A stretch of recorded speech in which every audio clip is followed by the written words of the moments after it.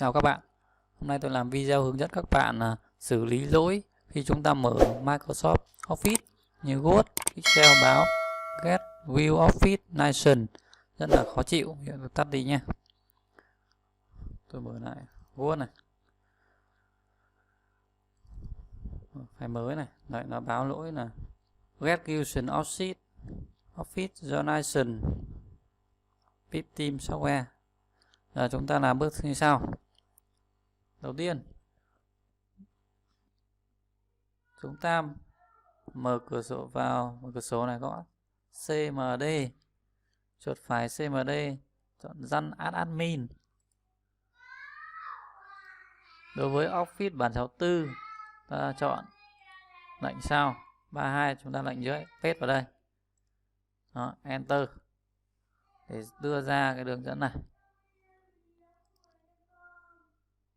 Chúng ta chạy lệnh này, copy những lệnh này tôi để ở dưới video các bạn nhé. Paste vào đây, Enter. Tiếp theo chúng ta copy lệnh script ospp.vbs suộc act nhé, paste vào đây, Enter. Đây là video hướng dẫn khắc phục lỗi khi mở Office báo lỗi Get View nha. Rồi chúng ta sẽ rollback Office 2019 thành bản 2102 nhé. Rồi ta mở Office ra này. Ta mở Word. Ta vào Account nhé. Chúng ta vào phần Update Option. Tắt Update, Disable Update. Ok. Rồi ta tắt Office nha. Rồi trong cửa sổ Run CMD lệnh CMD,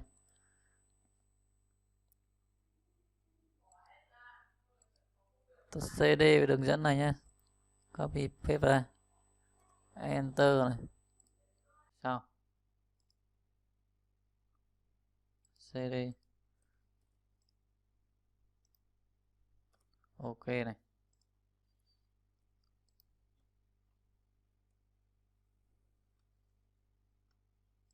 Copy cái lệnh này,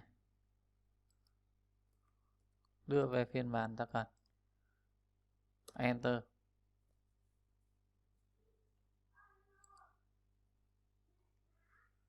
Đó, Microsoft sẽ đưa chúng ta về cái phiên bản mới để chúng ta khắc phục lỗi Get View Victim Active, rất là khó chịu.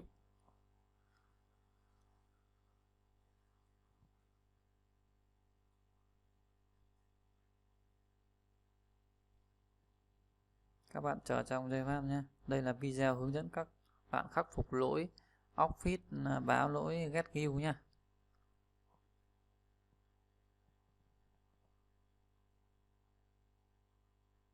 Đây tôi đang team view vào cho khách hàng. Đó.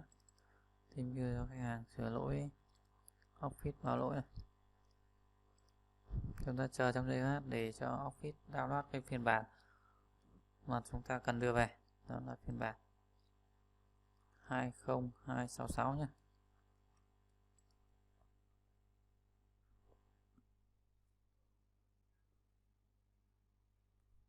Chúng ta ngồi đợi trong giây lát.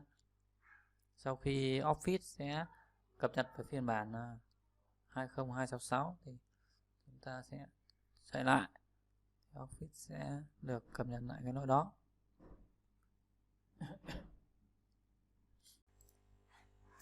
Sau khi update thành công, chúng ta được Office báo do Office update have been installed. You can use the Office now. Là cái close nhé.